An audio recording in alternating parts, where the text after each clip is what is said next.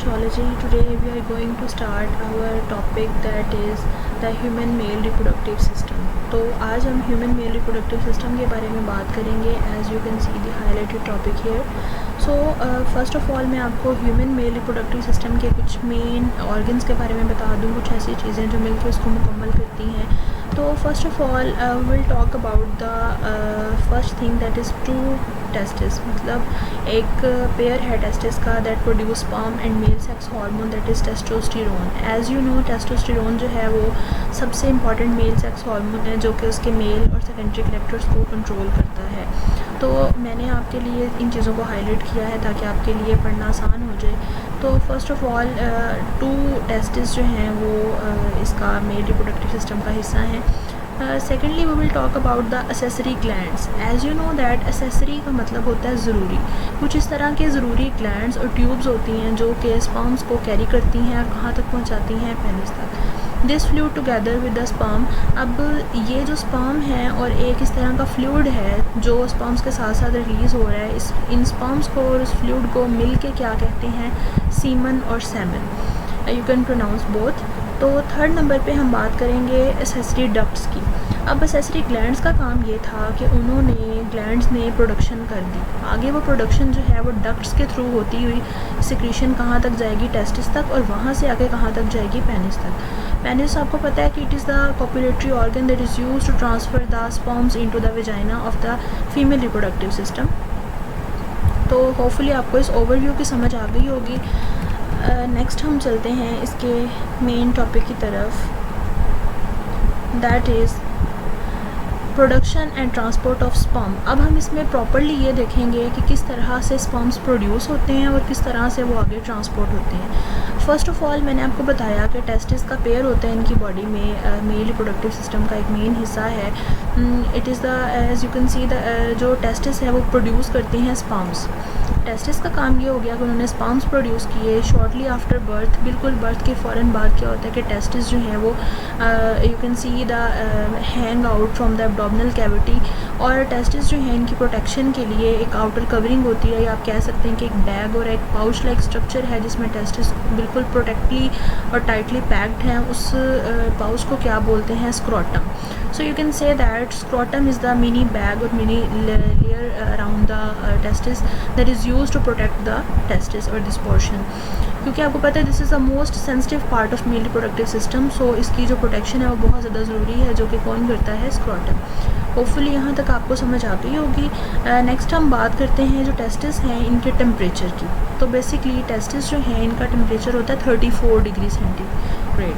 लेकिन अगर हम बात करें नॉर्मली हमारी बॉडी की, तो हमारी बॉडी का टेम्परेचर होता है 38 और 37 राउंड अबाउट. 37 टू 38 ये रेंज होती है हमारे कोर टेम्परेचर की. जबकि जो टेस्टिस हैं और जो स्क्रोटम है इसका जो टेम्परेचर है वो क्या है, 34.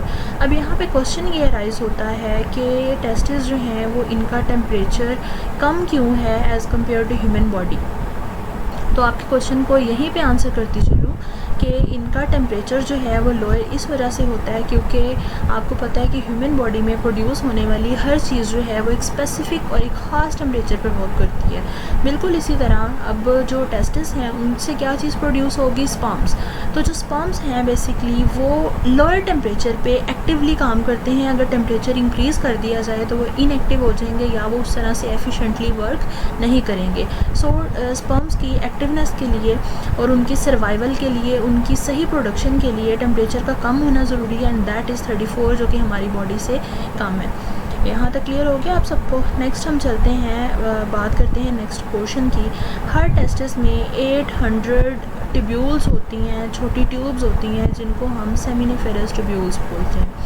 अब इन ट्यूब्स का काम ये होता है कि टेस्टिस के अंदर इन ट्यूब्स ने मिलके स्पर्म प्रोड्यूस करने होते हैं, और एक हेल्दी जो यंग मैन है उसके अंदर जो थाउजेंड्स ऑफ सेमिनिफेरस ट्यूब्यूल्स होती हैं जो कि प्रोड्यूस करती हैं स्पर्म्स को. The walls of seminiferous tubules are lined with two types of cells. अब इन ट्यूब्स में दो तरह के सेल्स होते हैं, आप यहाँ पे देख सकते हैं. The first one are the spermatogenic cells and the second one are the interstitial cells. तो अब हम बारी बारी इनके फंक्शन की बात करते हैं कि इनका क्या फंक्शन है. जो स्पर्मेटोजेनिक सेल्स हैं बेसिकली इनका ये काम है कि इन्होंने स्पर्म्स को प्रोड्यूस करना है और उनको नॉरिश करना है. प्रॉपर नरिशमेंट और उनकी देखभाल, उनकी प्रोडक्शन, उनकी सर्वाइवल, ईच एंड एवरीथिंग जो है वो कौन करता है? स्पर्मेटोजेनिक सेल्स। आपको इनके नेम से पता चल रहा होगा, स्पर्मेटोजेनिक मतलब स्पर्म प्रोड्यूसिंग सेल्स। तो स्पर्म्स को प्रोड्यूस भी इन्होंने ही करना है और उसको रेगुलेट भी उन्होंने करवाना है, प्रॉपरली एक लिक्विड मीडियम प्रोवाइड करना है स्पर्म्स को, ताकि वो अच्छे से ग्रो करें और नरिश करें और जो है वो इनएक्टिव ना हो। दूसरे नंबर पे जो सेल्स हैं वो हैं इंटरस्टिशियल सेल्स, जो कि बेसिकली टेस्टोस्टेरोन रिलीज़ करते हैं, that is the main mail sex hormone. तो उसके बाद आगे हम बात करते हैं, A system of tubes carries the sperm that the testis produce to the penis। अब स्पर्म्स जो हैं वो प्रोड्यूस हुए टेस्टिस से पेनिस तक आ गए, कौन लेके आया? Seminiferous tubules. अब ये जो सेमिनिफेरस ट्यूब्यूल्स होती हैं ये मर्ज होके एक नेटवर्क बना देती हैं छोटी छोटी ट्यूब्यूल्स का। मतलब सेमिनिफेरस ट्यूब्यूल्स खुद बहुत छोटी थी, लेकिन ये आगे मज़ीद छोटी ट्यूब्यूल्स जो हैं वो बना देती हैं, जिनको क्या बोला जाता है? Rete testis. These are the very very very tiny और मिनी ट्यूब्यूल्स जो कि बेसिकली सेमिनिफेरस ट्यूब्यूल से निकलती हैं। अब ये सारी रेटी टेस्टिस जो हैं ये मिल के दोबारा मर्ज होती हैं, कॉइल्ड ट्यूब लाइक स्ट्रक्चर बना देती हैं, जिसको एपिडिडिमस कहा जाता है। ये जो एपिडिडिमस है इसके बेसिकली 3 फंक्शंस हैं। यहाँ पे आपको नंबरिंग नज़र आ रही होगी 1 2 3। फर्स्ट जो फंक्शन है एपिडिडिमस का वो ये है कि ये इसने स्पर्म्स को स्टोर करना होता है until they are mature and ready to be ejaculated. जब तक इजैकुलेशन नहीं हो जाते स्पर्म्स को स्टोर करना है एपिडिडिमस ने।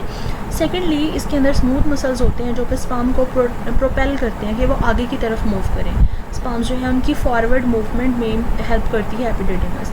थर्ड नंबर पे ये जो है एक डक्ट सिस्टम प्रोवाइड करती है ताकि टेस्टिस से पेनिस की तरफ और डक्टस डिफरेंस की तरफ इजीली, मतलब आपको पता है कि जो मेल रिप्रोडक्टिव सिस्टम है ह्यूमन का ये बहुत ज़्यादा कॉम्प्लेक्स है। Complex because of large amount of tubules और मतलब इस तरह की ट्यूब्यूल्स और वेन्स और इस तरह के स्ट्रक्चर्स हैं जिनकी वजह से इसको बहुत ज़्यादा कॉम्प्लेक्स कंसीडर किया जाता है। तो इसी तरह मतलब डिफरेंट तरह की ट्यूब्यूल्स के डिफरेंट नेम्स हैं और डक्टस डिफरेंस भी उन्हीं में से एक ट्यूब्यूल है इनमें, जो कि बेसिकली स्पर्म्स को आगे मूव करवाती है।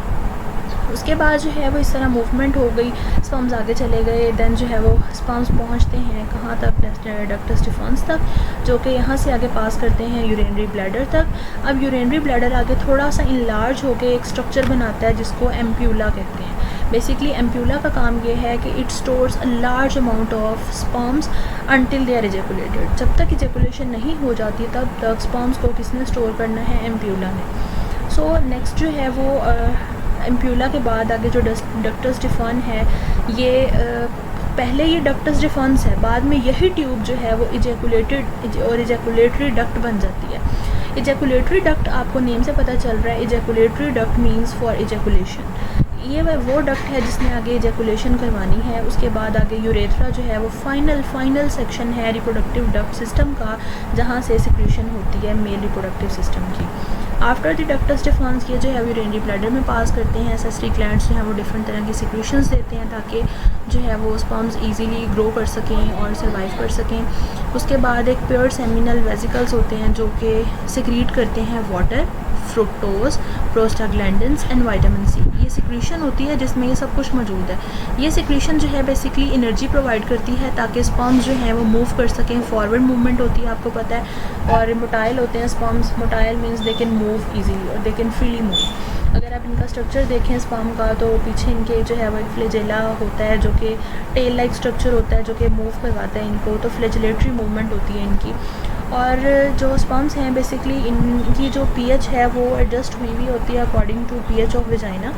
सो विजाइना की जो पीएच है वो बेसिकली होती है 3 to 4। तो स्पर्म्स की जो पीएच है वो उस हिसाब से जो है वो सेट की गई होती है कि ये जाके विजाइना को न्यूट्रलाइज़ कर देते हैं। As you know that this is a acidic media, तो ये जाके उसको न्यूट्रलाइज़ कैसे करेंगे? अगर इनका खुद का जो पीएच है वो हाई होगी, मोर देन 7 होगी, तो ये जाके उसको न्यूट्रलाइज़ कर देंगे।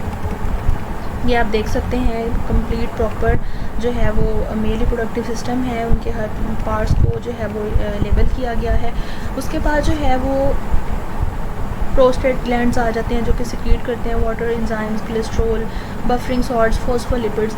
ये सारी की सारी सिक्रीशंस जो हैं वो ज़रूरी होती हैं स्पर्म्स की नरिशमेंट के लिए। आगे बल्बोरेथ्रल ग्लैंड्स आ जाते हैं जो कि क्लियर अल्कलाइन फ्लूइड रिलीज़ करते हैं, जो कि यूरेथ्रा और डिफरेंट इस तरह के सीमन और इस तरह की जैकुलेशंस और लुब्रिकेशंस के काम आता है पेनिस को at the time of interstitial और सेक्शुअल इंटरकोर्स के टाइम पर जो है वो पेनिस को लुब्रिकेट करते हैं ये जो सेक्रेशंस हैं। उसके बाद आप देख सकते हैं कि एवरेज ह्यूमन एजैकुलेशन जो होती है उसके अंदर 3 to 4 मिलीलीटर सीमन होता है और इसके अंदर 300 to 400 मिलियन स्पर्म्स होते हैं। तो नेक्स्ट जो है वो हम बात करते हैं पेनिस की।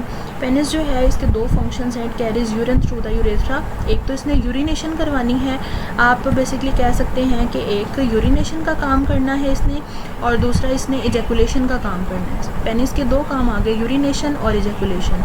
उसके बाद यूरिनेशन में जो है वो यूरिन पास आउट करेगा और एजैकुलेशन में वो स्पर्म्स को पास आउट करेगा। नेक्स्ट जो है वो हम बात करते हैं the corpus spongiosum extend beyond the corpora cavernosa and becomes the expanded tip of the penis called the glans penis.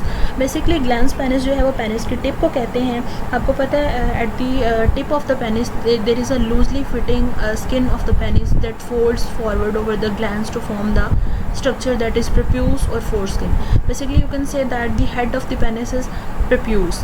Folded skin जो होती है उसको prepuce बोलते हैं। अब आपको पता है according to our religion, according to Islam, circumcision is mandatory. तो सर्कमसिशन बेसिकली आपको समझाने के लिए मैं बताती चलूँ कि उर्दू में इसको ख़त्ने करवाना भी कहते हैं। बहुत सारे लोग इस टर्म से जो है वो फेमिलियर इस तरह से होंगे, आपको पता होगा कि ख़त्ने करवाए जाते हैं। बेसिकली उसमें प्यूस वाला जो पोर्शन है उसको रिमूव आउट करवाया जाता है और इससे जो है बेसिकली एक तो जो पेनिस है उसका कैंसर नहीं होता, दूसरा जो है वो according to our religion it is mandatory और कंपल्सरी फॉर अस। तो नेक्स्ट हम बात करते हैं बेसिकली ये वाला जो काम है, इस प्रोसीजर को हम कहते हैं सर्कमसिशन। नेक्स्ट जो है वो अगर हम ह्यूमन स्पर्म की बात करें, एक मैच्योर ह्यूमन स्पर्म देखें, उसका स्ट्रक्चर ये होता है कि उसमें एक हेड होता है, एक मिड पीस है और एक टेल है।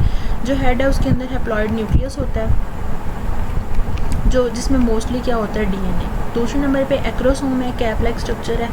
उसके अंदर एक बहुत इंपॉर्टेंट एंजाइम है जिसका नाम है एक्रोसिन। इसने बेसिकली क्या करना होता है, स्पर्म की प्रोडक्शन करवानी होती है और पेनिट्रेशन में हेल्प आउट करना होता है स्पर्म को। नेक्स्ट जो है वो स्पर्म की टेल होती है जो कि माइक्रोट्यूब्यूल लाइक स्ट्रक्चर होता है जिसने विप लाइक मूवमेंट देनी होती है स्पर्म को ताकि वो आगे मूव करे।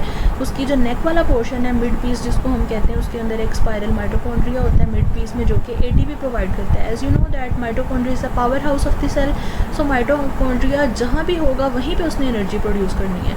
हर जगह पर माइटोकॉन्ड्रिया तब होता है जब उसने पावर प्रोड्यूस करनी है टू सम एक्सटेंट। तो you can say that power किस फॉर्म में आएगी, एटीपी की फॉर्म में। एटीपी क्यों रिक्वायर्ड है यहाँ पर, ताकि स्पर्म जो है वो आगे की तरफ मूव कर सके। For the movement of sperm energy is required that is produced in the form of ATP.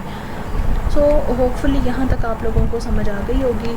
तो that was all about our topic जो कि था human male reproductive system. If you have any query you may ask in comment section. Thank you so much.